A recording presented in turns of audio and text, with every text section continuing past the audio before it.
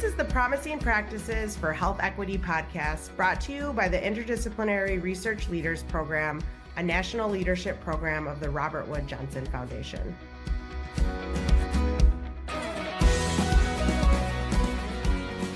Hello, and welcome back to Promising Practices for Health Equity, the podcast created by the Interdisciplinary Research Leaders Program, affectionately known as IRL. I am your host, Krystal Lee, and my co-host is J. Robin Moon, Associate Director of Research, Evaluation, and Dissemination for IRL. Hey, Robin. Hi, Krystal. As you know, this season of Promising Practices, we are exploring the experiences, stories, and lessons learned from our fellows, or IRL fellows and alumni. And today we are so pleased to have representatives of Cohort 7 with us. From Team St. Louis, welcome Senator Robin Wright-Jones, Reggie Tucker-Seeley, and Darrell Hudson. Welcome, friends. Welcome. Thank you so much for having us. Absolutely. Good afternoon. We're so glad to have you with us today. Before we ask you to tell us about yourselves and your work, we invite you to engage with us in one of our signature IRL promising practices, which is to check in with each other. One of our core beliefs is that nurturing personal relationships is key to building communities that collaborate effectively in the work towards health equity. And we know that you know this too. So at the beginning of our meetings, we do a quick check-in to help us continuously build connections with you and in our beloved community. So here's our first check-in question today. If you could share one insight with your younger self, what would it be? I have so many. I'm gonna start. I would tell my younger self to not take myself so seriously. There's a difference between taking things seriously and taking myself seriously. I think I did most of the latter. And I'm gonna toss it to you, Krystal. Okay, I had one and then I lost it. So let's see what happens. I would tell myself, oh, here it is. I would tell myself that there is no need to be so anxious about what's going to happen in the next moment or the next day or in the future at whatever point, because whoever I need to be to deal with those things will emerge in time to deal with those things. So I would share that with myself in hopes of addressing my anxieties about, state of the world and all of that. I will toss it to you, Senator Wright-Jones. Of course you would. Yes, I would. Okay. Share with my younger self was a long time ago. I probably have had several selves since then.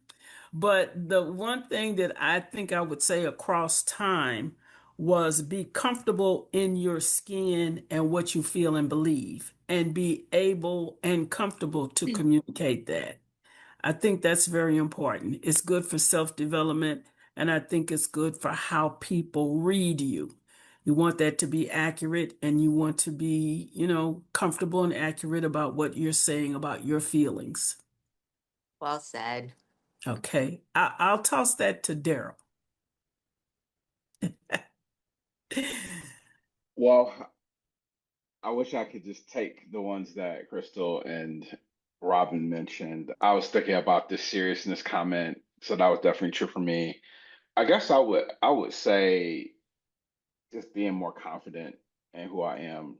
And as the kids say, I'm him. So I wish I could go to my 18 or 19 or 20-year-old self and say, look, you're him.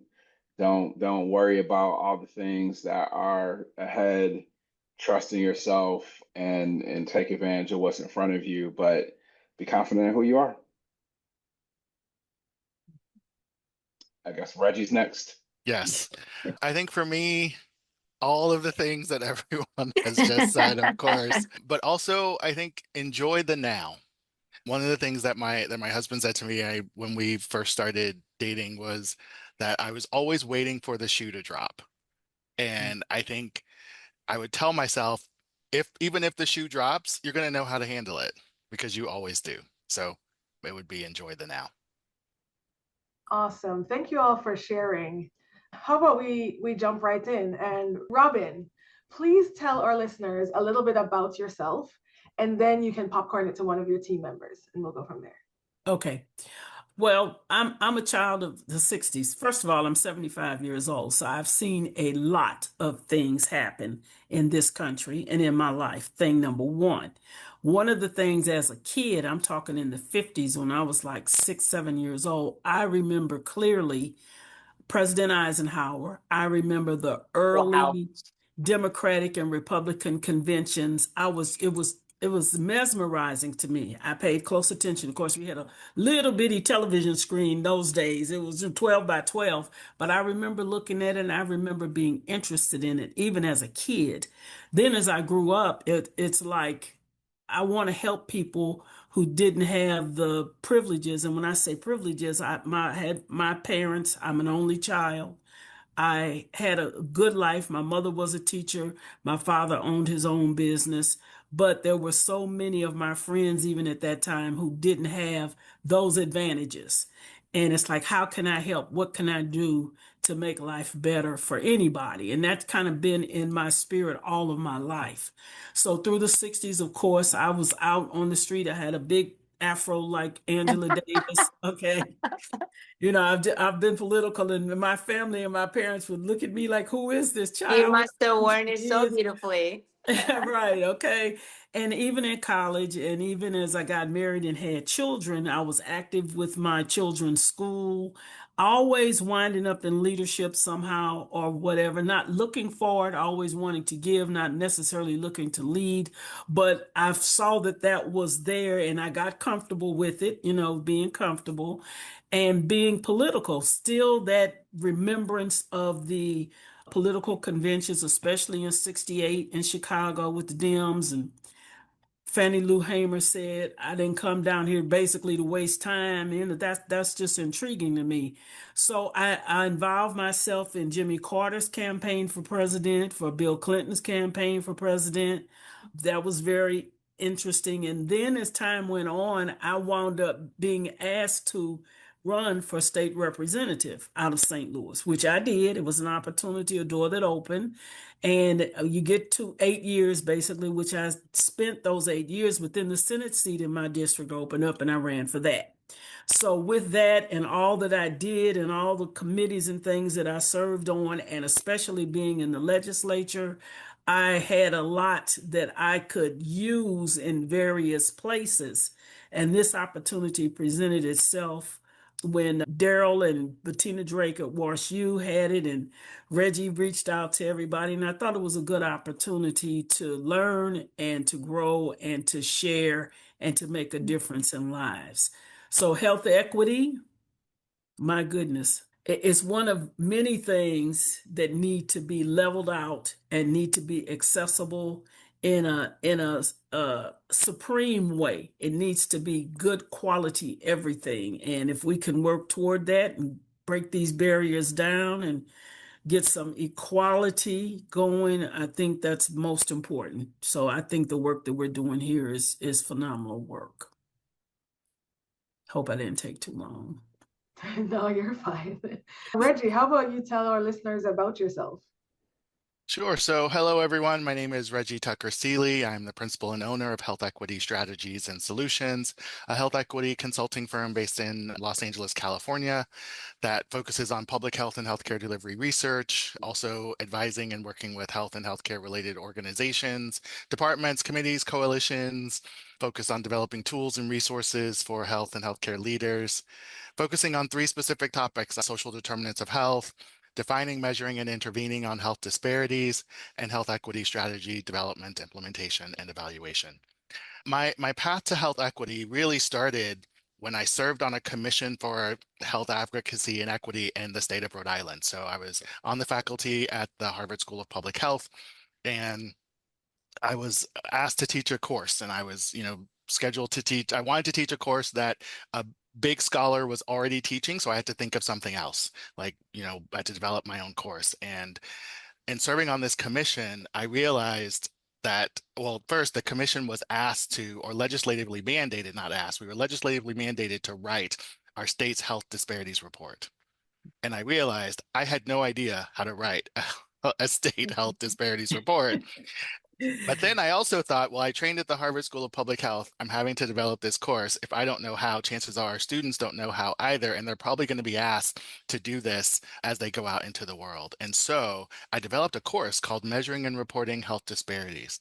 And in that course, I took students through the process of having to write. I wrote a 3-part case study that took students through the process of having to write a state level health disparities report. And in that experience, I realized that all of the things that we talk about in academia, which we've been talking about for decades around health equity and health disparities, all of that information has not yet made it to the communities that really need it. And so that really started my journey in trying to figure out how do we get all of these amazing tools and strategies and resources that are in academia to the communities that really need them. And now I'll popcorn over to Darrell. Sure. Thanks, Reggie. So I think for me, like I said, I'll start who I am. So I am a professor and chair of the Department of Health Behavior and Health Equity at the University of Michigan School of Public Health, and also a research professor at Washington University in St. Louis. Historically, my work has always been around health equity, even if we didn't use that terminology then. And I would say I started, my kind of origin story.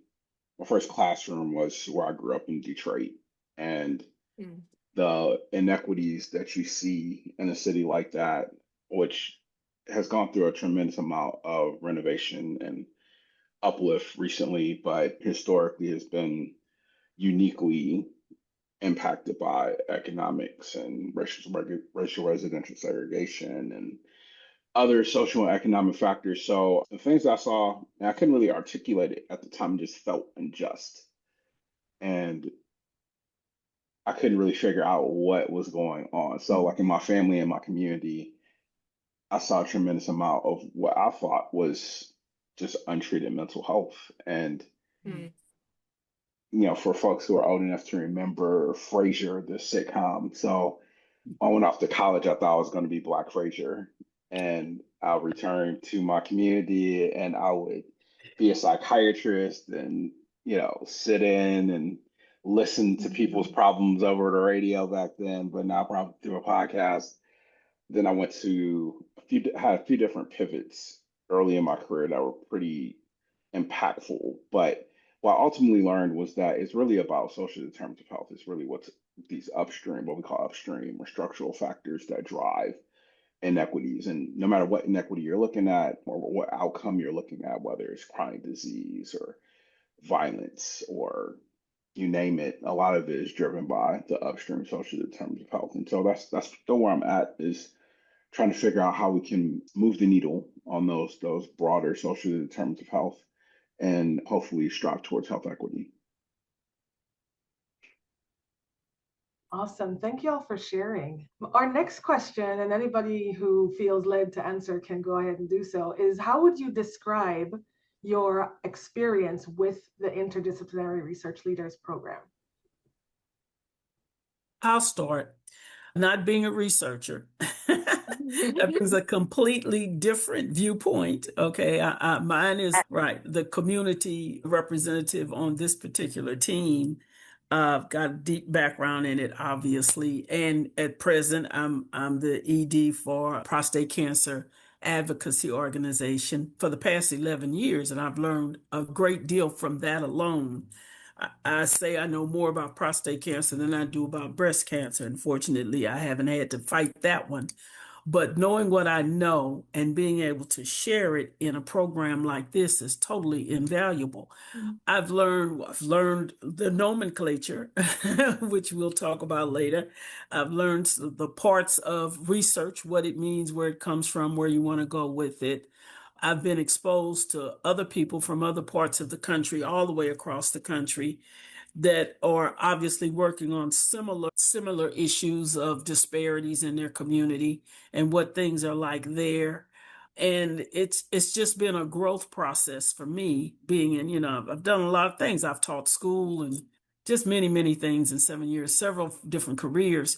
But this has been an eye opener to look at what the research tower, I like to call it a tower, you're in your ivory towers, okay?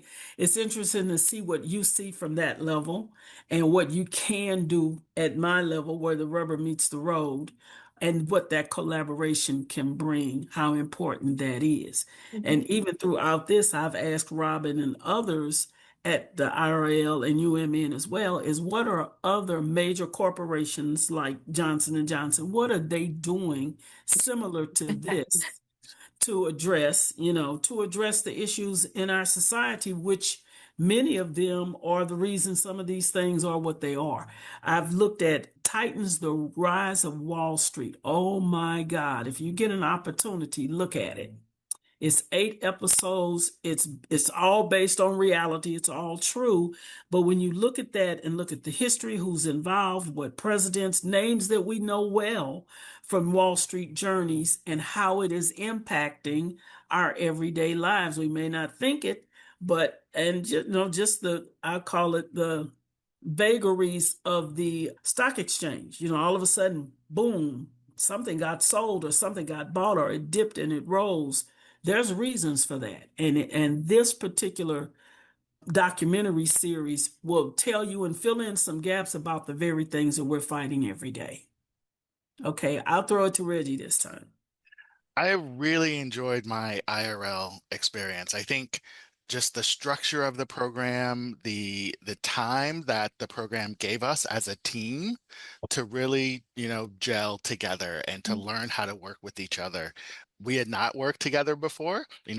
I'd been familiar with Darrell's work, but I had not met Darrell, and I had been introduced to Robin through my role prior to starting my consulting company. I had taken a leave of absence from my academic position at the time, which was assistant professor of gerontology at the Leonard Davis School of Gerontology, to be the first vice president of health equity at Zero Prostate Cancer. And so that's sort of the prostate angle of the project. And so I'd been introduced to Robin, I'd read Darrell's work, but we had never worked together as a team. And so the thing I really appreciated about the IRL program is that the program gave us time to really build our team and to learn how to work with each other, to talk about where our strengths were and the specific components of the project that were really well suited for what the strengths were that we brought to the table. And so I feel like we were really able to gel as a team before we had to, sort of start working on the project. And so that was the best part of my experience of IRL. I would also say just coming together and meeting the other teams. As Robin mentioned, the other teams are working on disparities or health equity or related projects focused on addressing structural racism, but they're likely in different domains. So we're the only prostate cancer team. And so other projects are working on things like, homelessness and now I don't remember the other Fresh topics. water in Hawaii. That's Exactly, fresh water in Hawaii. Exactly. Thank you, Robin. Yes. Okay. And so, hearing folks, trying to do work in their respective communities and hearing about the strategies that they're using. So the opportunity to come together as a team and the time to build our team, but also the opportunity to come together as a larger cohort and to hear about all of the things that other teams are working on as well. And now I'll popcorn it over to Darrell. Yeah, sure. Thanks, Reggie. So I would co-sign everything you said in terms of like the advantages, the runway to create a team when you hadn't worked together before. I think the opportunity to expand our networks and get to know people in other spaces. So you get to learn the content and substantive areas they're working on, whether it's environmental justice or housing or whatever the case may be. But I think especially right now, it's really important to be able to touch base with people and just get a shot in the arm, get some energy, get some inspiration, being able to learn what people are doing and see that folks are making progress. So sometimes, especially when you're, sometimes academia, at least in my neck of the woods, a lot of times can feel isolating. So being able to connect with folks who are doing really outstanding work and learning about what they're doing, the impact they're making in their communities is really important. And I think the other thing that I'm really greatly appreciative of is the opportunity to get connected with so many different resources. So we got a chance to meet with folks from Academy Health, for example. So thinking about developing communication plans and how to communicate with different audiences, meetings that have outstanding panelists of people who write for different newspapers like the Washington Post, or thinking about folks who are thinking about framing. So Reggie would probably talk about the impact of the Frameworks Institute on some of Yes. the thinking that we've had more recently, and framing some of the work that some of the results that we've had, and some of the data we've collected so far. So those are resources that are really hard to quantify. So we're really grateful for the opportunity. I Excellent. also think the team building side of it is great because we're all in 3 different parts of the country. So we physically only met Mm. mainly when we were coming to an IRL session. And we've a couple of times, Reggie's come in, and now that Darrell is up north, basically, they'd have to come in for us to do a face-to-face. We get a lot done, but generally Friday at noon is our time to meet. And, we've done well considering we've got thousands of miles between us. Yeah, your cohort is also lucky to be past the pandemic that we were actually able to do that. Your team has already started talking about your IRL project. So the question now is specifically about your project. The title of your project is Prostate Cancer Patient, Healthcare Provider, and Healthcare System Perspectives on Equity in the Cancer Care Delivery System in St. Louis. So tell us about your project from where you are. So like Robin, by the way, you are the Robin from the 60s. So you are the Robin and I'm the second Robin. Tell us about the community where your research is based, and maybe Reggie and Darrell share with us from your specific role as one of the 2 research partners, what the project meant to you. We can Okay. start with maybe Robin. Okay. I do say I'm the oldest Robin. I mean, I don't know any other Robins anywhere near me, maybe at 40 something, but In the no. most complimentary way. Okay. All right. Absolutely. Okay. St. Louis, Missouri. Oh my God. I have to admit, I call it St. Louis misery because Missouri. At one time, we were a bellwether state. They could come to us we could determine who was going to be the next president. We were a very democratic state, but gays, guns, and abortion killed that. And we are now deeply, deeply Republican, conservative, MAGA, deeply. And it's showing in everything, absolutely everything. Health equity, of course. Our population in 1950 was 800,000. We are now down to about 250,000. So we are not a large city anymore, and which affects the CDBG money that we get from the federal government, if you get any money from the government. BG is the block grant. Community development block grant, and it's broken down by the size of your community, large cities and medium cities and so forth. So that money has dwindled across time, well, especially over the past 10 years for sure. We have another thing about Missouri is that the majority of the population only has a high school education, which means most of the people in the state haven't been anywhere. Even when I first ran for office in our class at that time in 2000, we did a tour of the state to look at the facilities and talk to different people. When we got down into the lower part of the state, in the middle is considered a wilderness because there are less than 15 people per square mile. Okay. And it was such a dramatic difference from urban, even to suburban, and even to rural, but to the wilderness area, what the needs were, who we were talking to, and about what, even how we were served. It was so interesting. We'd gotten steak and potato and lobster in one area. We actually got bologna and cheese sandwiches in the wilderness area. Okay. It was interesting. That's all they had. They thought that's, all we needed. But here in the city, our population is predominantly Black. We're having a lot of issues with our education system. When the tornado came in, it tore up 15 schools, the majority of them on the north side of city, which is the African American side. And they have since closed those schools, moved those teachers and those students to other schools in the city while they quote unquote repair. And the damage wasn't that bad. It was roof and windows. It could have been done. One of our major high schools, historical high schools, Sumner High School, first African American high school on the west side of the Mississippi, only had roof damage. And it's like, and it was slated to be done anyway, but they shut that down too. So that has created a groundswell. There's consistently a groundswell of inequity across the board in the city of St. Louis. So, because of social determinants of health, we obviously, Black men have a higher rate of incidence and death. And what we're doing is very helpful. What WashU does is very helpful. They have a van now dedicated to prostate cancer testing that they use in their region, which is St. Louis and as well as in the Illinois area.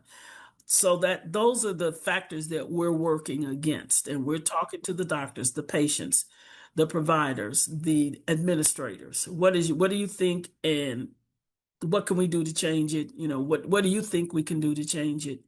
So that's kind of what we're working in. That's what we're working against. Okay. I'm gonna throw it to Reggie. Okay, great. And so we are so excited about this project, the opportunity to talk to not only prostate cancer patients, but also healthcare providers and healthcare system administrators to address the barriers that Black men face as they navigate the prostate cancer care delivery system in St. Louis. And the idea for this project really came from a project that I worked on a few years ago when I was at USC. And I was on a social determinants of health task force for LA County. And in that task force, we were charged with understanding how the healthcare delivery system, specifically the public healthcare delivery system in Los Angeles, was screening for social determinants. And we were about to roll out universal screening, but we realized we had no idea what was happening at the time. And so the lead for this project was an emergency room physician, Dr. Brina Terra, and she and I developed a project where we not only talked to patients about screening for social needs, but we also talked to providers and healthcare system administrators. And it was that sort of multi-level project which really started me thinking about the importance of not only addressing sort of what people are experiencing as they're navigating the system, but also talking to the people who can make some changes when you encounter the barriers, because I have a background in accounting. And it wasn't until we talked to the chief financial officer of the system that we understood why social determinants of health related pilot projects were not moving forward. And it was primarily because the folks in the finance office were not part of the conversations around the implementation of those pilot projects. And so I'll share the paper that we wrote from that project because it might be helpful to your listeners. But that idea of sort of talking to patients, providers, and healthcare system administrators really motivated me to think about, for all of my future projects, that it is important to sort of include those multiple levels. I feel like we in public health often talk about multi-level frameworks and multi-level, conceptual models, but when we get to the place of actually doing the research and developing interventions, that can be a bit more challenging. And so we are so excited that we've had the opportunity to talk to patients. We've had several interviews with providers and several interviews with healthcare system administrators in St. Louis, and just looking forward to the findings that we uncover to hopefully address some of the barriers that Black men are facing as they're navigating their prostate cancer journey. True systems level change. Yeah. Darrell, how about you start telling us about the promising practices or practice that has emerged from your IRL project? Well, there's a few different things. I think one of the biggest things that we've learned is that there is a promising practice that Robin heads, which is the Empowerment Network in St. Louis. And so the work that's occurring there, providing support for men who have cancer, prostate cancer specifically, there's tremendous resources and care towards those men. So that's something to build on. And then talking to people who have participated in those groups, they talk about how meaningful that practice has been, both from, again, different levels of support. So social support, navigation, knowledge, clarity about what's happening, something that is really scary and life altering. And so being able to demystify what's happening in care And that's kind of at the crux of what we're trying to do in the project, is to try to figure out, well, what are some of the elements of equitable care delivery for Black men who have prostate cancer. And that's what we've kind of mainly focused on or been able to uncover, is the effectiveness of having a group like the Empowerment Network. I think the other stuff that we've been able to figure out, and these are things that, you know, are not unique to St. Louis or to this project, but it's difficult to catch people who are outside of those networks. So whenever you're trying to get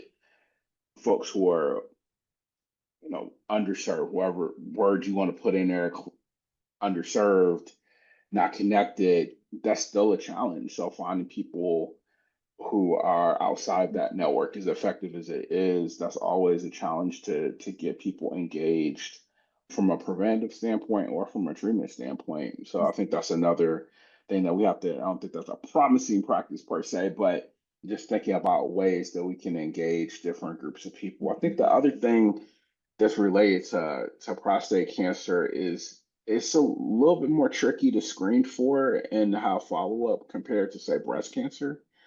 And so some of the things that we have to think about with our, you know, our respondents that we talk to, including our providers and our administrators, sharing this out to others, is thinking about how do we figure out how to get men connected to primary care. Because if you don't have a primary care physician, then it's very difficult to just, you know, find a way to navigate really complicated settings. So those are some of the key takeaways that you know, that at least in my estimation, to pull down and think about in development of practices that can be disseminated more widely. Well, speaking of your dissemination, next month we will have our annual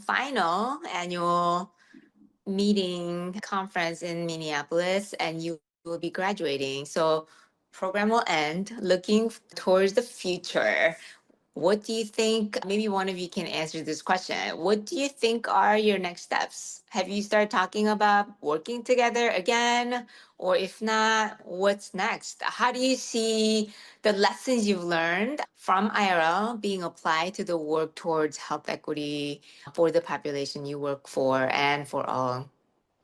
I think the structure of our project, that is, that where we're talking to prostate cancer patients, we're talking to healthcare providers, and we're talking to healthcare system administrators, hopefully we can set up, or we can, you know, put out there a model for doing this kind of research. And for me, doing this kind of work going forward, that is the model that I want to continuously use. That is not just talking to patients or not just talking to people, you know, running a healthcare delivery system, but talking to all three to get a sense of, you know, how do we address the barriers that Black men are facing. And as I'm aging myself and I'm having to navigate the healthcare delivery system, and I often say, if I'm struggling with navigating this system and I study it, like, I can't imagine what the folks who aren't so steeped in the processes are managing. And so what I'm going to take with me in my future projects is a desire to ensure that we consistently have conversations with all of those levels if we are indeed to create health equity for Black men specifically, but just everyone in general in terms of their ability to successfully navigate the healthcare delivery system in this country. Great. I'll go next. First of all, I have resigned from the Empowerment Network effective October 31st. I've been there for 11 years. This will be my third retirement or fourth retirement in life. Okay. So it's time. It's just time. Nothing's wrong. It's a great organization. We're doing great things, but it's just time for me. I just want to pursue me and I am a real estate broker. I want to delve back into real estate, delve back into politics. My chief of staff and my campaign manager is running for a Senate seat. I need to be involved in that campaign, and I can't do it from a nonprofit. So that's another reason. That's not the reason, but that's another reason why. And I also have been asked by several smaller organizations if I would write them some grants. So I do it all day long, okay? pretty successful at it. So it's like, oh, okay, I can do that. So, but I'm open to if Reggie or Darrell should call me and say, can you, would you, could you? Absolutely. If they needed to anything, I, you're so welcome. I have great contacts. I mean, I know everybody in the city. I know the governor. We all served to Governor Josh Hawley, Eric Smith, and we all served together in the House and the Senate. So I know them by first name, okay? And even when I would go to Zero's legislative weekend in Washington, I'd go see them, and they are open to prostate cancer issues because they all have it in their family somewhere, father, uncle, brother. So, I again, what I can do to help, I'll be more than happy to do. Great. So, but I'll say this about what is going on with the 10, just so, and I guess I could put it in the notes too. Two things. Mel V, our founder, did a podcast for Siteman, very interesting podcast from his perspective. He's 18-year survivor, but he had a recurrence this spring and he went through chemo and he's taking meds and he's doing well. His numbers are back down, but his perspective, and he's been writing basically since he was diagnosed 18 years ago, and this was kind of his way of healing and walking the journey. He did a little book about his writings. We just compiled it during the pandemic since we were working from home. But that podcast had 47,000 views within a matter of days. He just came up about a week and a half ago. So that's something to look at when you're listening, wanting to hear from a survivor, an African American man with Melvi 72. So, he was in his late 60s. So math wasn't my strongest subject, but anyway, he's got good insight. And also, we were reached by SurvivorNet. I don't know if you're familiar with survivornet.com.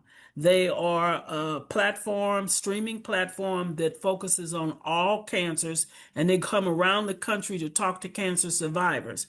And Siteman put them in touch with Mel V, and they are coming the first weekend of September to spend the weekend with the walk. We're going to start with the Zero Walk. We're going to come to the office and just a whole 3 days worth of videoing of him, his wife, myself, the support of our members. And it will run on their SurvivorNet platform. It'll be like a 10-minute documentary about what we do, what Melvi does, and deep dive film are the producers. But they do all kinds of things. There's one now that's streaming called Fire Boys, which I've seen, which is about the firemen who fought the fires in California. So this is the kind of thing they do. And if they send us something, I'm sure when it's done, I will certainly share it with everybody.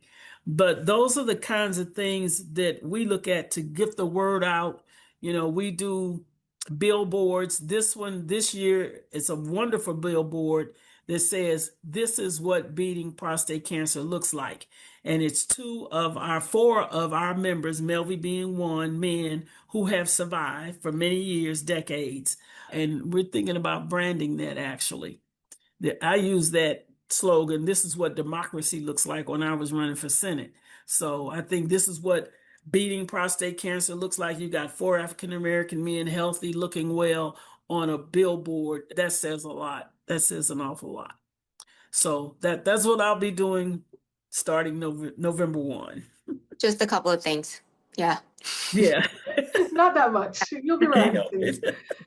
So one of the things that we like to have folks talk about is the impact of the work that we are doing, and not just on our communities, but also on ourselves. So one of our core beliefs as this podcast team is summed up in the words of Octavia Butler when she says, all that you touch, you change, and all that you change changes you. So will you please tell us how the IRL program, our beloved community, has changed you, and how do you think you have changed the program or your communities?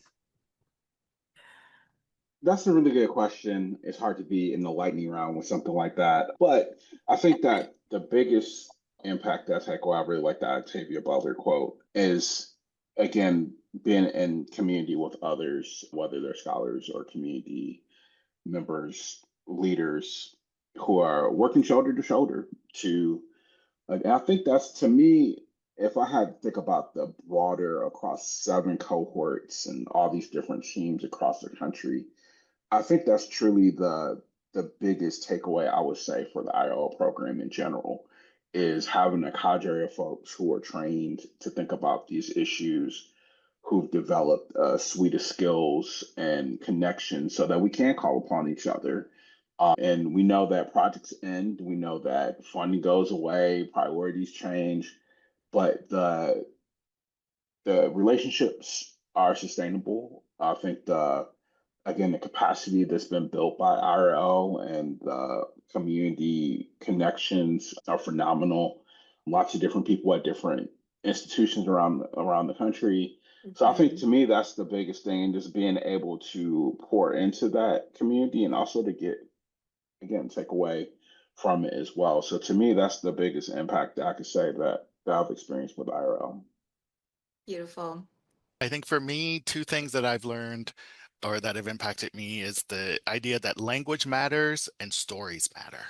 I think the storytelling workshops that you guys prepared for us from Storytellers for Change, Luis Ortega, that was one of the most sort of, life-changing experiences for me in terms of learning how to tell better stories and the importance of stories. I feel like, as a former academic, I think I'll always have a foot sort of in that space. But what IRL has helped me do, and what Robin has helped me do in particular, is to be very cognizant of when I am sort of, going into academic speak, because she will quickly bring us back down to, to making sure that we are describing things in the way that a community member will understand. And so for me, that has been the biggest learning is, sort of language matters, making sure everyone understands what you're saying, and then the importance of stories in the places where we're working. Lest the audience gets confused with which Robin, anytime the credit is attributed, we're talking about Senator Robin Wright-Jones, not me. The whole process, well, first I learned a lot about research. I enjoyed that from the two of them. I enjoyed the fact that Robert Wood Johnson Foundation has the heart enough to go out into the country and find out about these disparities for 7 different cohorts. That is quite an investment of time and treasure and talent. And I respect it, and it's wonderful.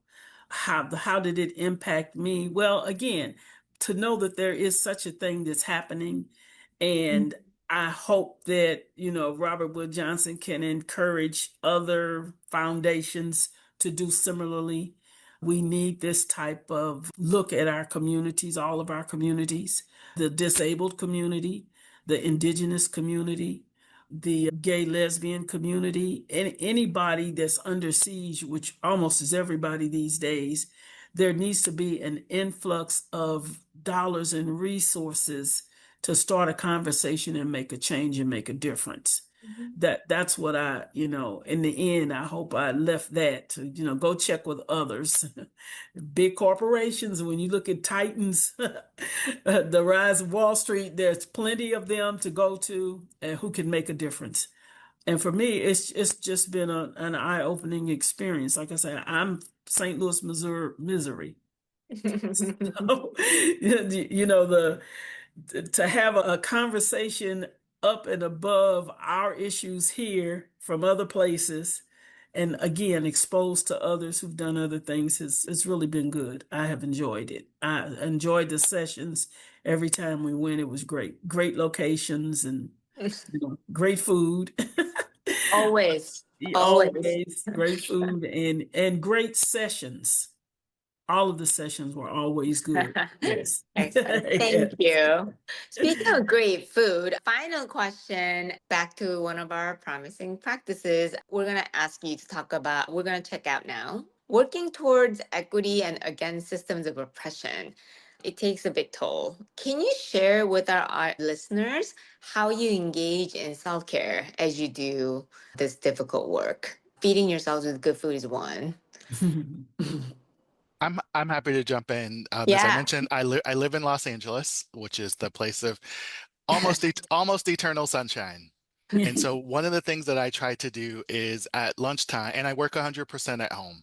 So one of the things I try to do every day, or at least 4 times a week, is to go on a walk in my neighborhood during lunch. And I call that my sun therapy. And I take about a 30 to 45-minute walk in my neighborhood, and I try to get sun therapy as often as I can. And then on the weekends, we live close to a couple of hiking trails. And so I also try to get out on the weekends as well. So taking full advantage of living in the Sunshine State and living in Los Angeles, getting my sun therapy is my form of self-care. It's lovely, Reggie. Good idea. Yeah, I'll chime in. So another shout out to IRL, which was the book club that we had, the 4 Pivots. I actually assigned that to all of our incoming MPH students in my department. Oh, really? Yeah. So we just debriefed about it yesterday during orientation. So definitely for listeners, I would say that's a, no pun intended, a pivotal book to take a look at the 4 Pivots. And so self-care and rest and being restored, healing, all those things are at the crux of the 4 Pivots. And I've been thinking about that a lot over the, I guess it's been about a year and a half since we were first exposed to that text. And again, sharing it with students, and they're wrestling with these questions like, rest. How do we carve out time for rest? And how do we make sure that we're doing our internal work? So that mirror versus analysis pivot, for example. So those are all things that I've been trying to take in. So I would just cite that book, and all the things that are in it are ways that I'm trying to work on self-care. Oh, he mentioned the book. I'm a reader. I can sit down with a book and a cup of tea in a comfortable chair and read 3 or 4 books at a time. Wow. It just takes my mind away from, the daily. And I don't read romance. I mean, I read real stuff. Okay, I'm not doing romance. Hey. Romance No, can be self-care. So reading it, and I used to bike. Well, I've got 5 grandchildren. So back in the day when they were younger, we'd go to the park and bike around the park, which I do like that. But I do more walking now just for age purposes. I don't want to fall out anywhere and nobody knows. I'm not wearing one of those things yet. I don't want to wear one of those where I have to punch the button. I'm trying not to do that. But I have a park nearby that I can walk around, and it's and like you say, get your sun and fresh air, drink good water. I like to cook, and I don't do the fried food so much like I used to. Just more, stir fry type things. So any outdoors reading and a good meal, good healthy meal. I think that's the best thing. And walking and eating. Sounds like walking, eating, and reading. What can I say? Sounds like all the right thing to do. Team St. Louis, Robin, Reggie, and Darrell, thank you so much for sharing your stories with us today. We deeply appreciate your insights. Thanks so much for having us. Yes. Thank you all for being with us. Thank you. Thank you. And also thank you to our listeners. Listeners, we would love to hear from you. What promising practices are you using in your work to achieve health equity? Find us on the Interdisciplinary Research Leaders LinkedIn page, where you can share your thoughts, ideas, promising practices, or leave questions for the team. And don't forget to subscribe to Promising Practices for Health Equity so you never miss an episode. You can find us on Apple Podcasts, Spotify, YouTube, or wherever you get your podcasts. Thank you again for joining us on this journey, where every step we take brings us closer to a healthier, more just world. Until next time.